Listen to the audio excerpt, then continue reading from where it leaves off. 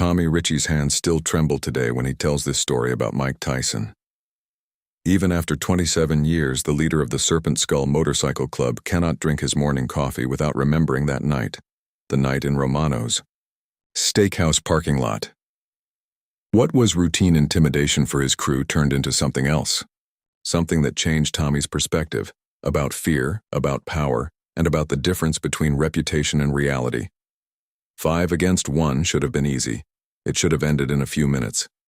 But that night became the night Tommy learned that some people should never be cornered, no matter how many brothers you bring with you. East Side, Las Vegas, September 8, 1997.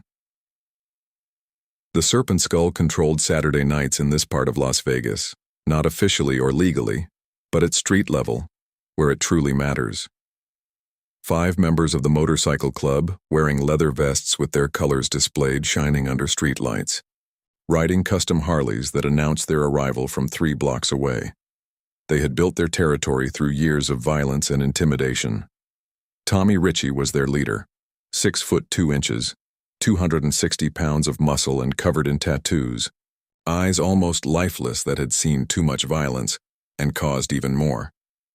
Behind him were 4 team members: Marcus, the enforcer; Danny, the hothead; Skull, the silent one; Viper, the rider who could make a Harley do things most men couldn't do sober. These names were earned over years, when other people's problems became opportunities for them. All 4 were riding behind Tommy. Romano's steakhouse was closing, an upscale place where celebrities, politicians, and high rollers came for privacy, where serious money people made serious deals. Romano's steakhouse was their favorite hunting ground. This place felt perfect to the Serpent Skull for dark parking lots. They didn't rob for fun, they robbed for territory. The crew had been circling the restaurant for an hour, watching expensive cars, waiting for the right target. Someone alone, someone rich, someone who would quickly and quietly pay money to end the problem. Someone who carried in his wallet more cash than an average man makes in a month. Then they saw it, a black Mercedes S-Class stopping at the valet stand. Chrome wheels, tinted windows, the kind of car that screams, "I have money, I don't want trouble." The car was worth more than 2 years of average salary. Whoever owned it had serious money. And when the driver stepped out and handed the keys to the valet, Tommy saw opportunity, walking on 2 legs. The man was alone, well-dressed, compact. Build, looked like he carried cash. Most important, he looked like someone who would prefer solving problems with money instead of violence. Perfect. Tommy gave the signal. The crew positioned themselves in the back parking lot, engines idling, waiting. This was their routine: surround, demand, collect payment, disappear into the night. An hour and 15 minutes later, the man came out of the restaurant and walked toward his Mercedes. That's when Tommy revved his Harley and moved into position. 4 brothers immediately behind him. 5 motorcycles formed a tight circle, engines roaring, headlights creating a prison of light and shadow. Tommy shut off his engine, removed his helmet, revealing his scarred face and cold smile. "Evening, friend. Nice car." The man stopped, but did not panic. That was unusual. Usually people panicked. This one just stood there, calm, assessing. "Thank you," he replied quietly. Tommy studied him carefully. Average height, around 5 foot 10 inches. Expensive, suit, but fit build. Hands visible, no weapon, no backup. Just a businessman who had eaten at the wrong place on the wrong night. "You know what this is?" Tommy gestured to the crew. "I'm getting the idea." Tommy liked that answer. No crying, no instantly handing over the wallet, smart man. "So you know how this works. We're having a bad night. Bikes need gas, girlfriends need jewelry, rent is due, and you look like you can help." The man asked thoughtfully, "How much help do you need?" "Let's start with your wallet, watch, and car keys." The crew stayed on their bikes, blocking escape routes. The man slowly reached into his jacket. Tommy tensed, but it was only a wallet. "This what you want?" "That's enough to start. Toss it here." The man looked at the wallet, then at Tommy. "What if I want to keep it?" Tommy's smile widened. Then we'll take it, and some extra. Hospital bills type extra. The man put the wallet back in his pocket. I think I'll keep it. That's when Tommy understood. This would not be routine.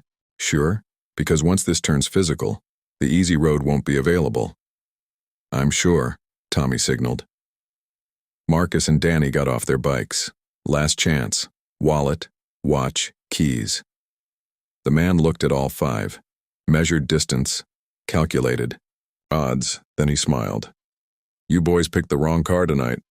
A cold wave ran through Tommy's stomach. Doesn't matter who you are, 5 against 1.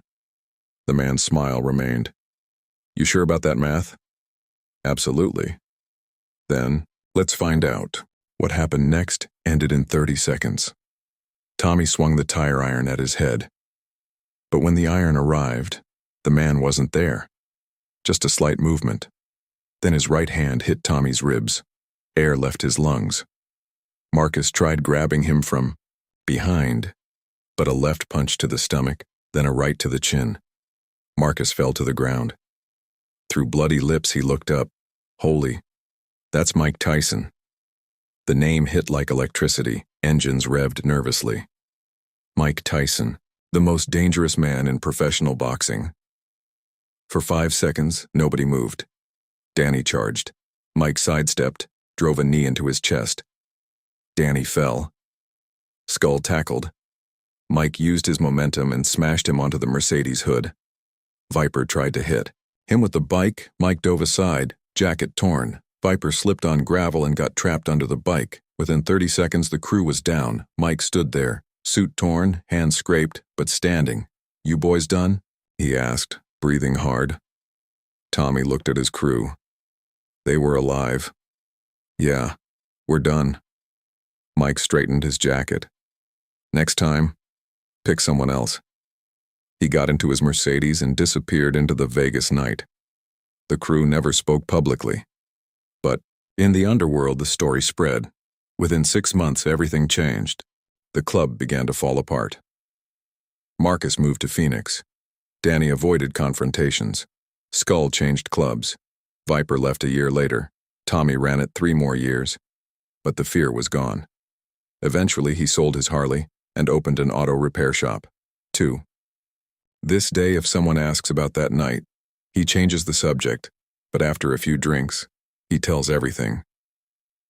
The night 5 bikers learned that looking dangerous and being dangerous are 2 different things. September 8, 1997, 11:32 p.m., Romano's parking lot, 5 against 1. 30 seconds of chaos that redefined Tommy's understanding of power and fear. The night Mike Tyson proved being outnumbered and being outmatched are 2 different things. The night 5 predators cornered the wrong prey and walked away alive. Tyson didn't win that night because he was bigger, not because he had a weapon. He won because he had controlled certainty. He had seen real war. Brooklyn streets. Prison. Bright. Boxing lights. Fear did not work on him. And the lesson? In life, you too will face your 5 bikers in a parking lot moments. The odds will be against you. People will be louder. Most people hand over the wallet. They quit the dream. Rare ones. Smile, because they prepared. Tyson once said, everyone has a plan until they get punched in the mouth. That night, 5 men had a perfect plan until the punch of truth landed. Next time life surrounds you, engines roaring, tire irons out, remember that parking lot. Remember that smile. Outnumbered and outmatched are different things. If this story hit your heart, do 3 things. Like, subscribe, and hit the bell. Comment 1 word, respect, if you would never mess with Tyson, or lesson, if this story changed your view of fear. I read every comment, and remember, never corner the wrong man in life.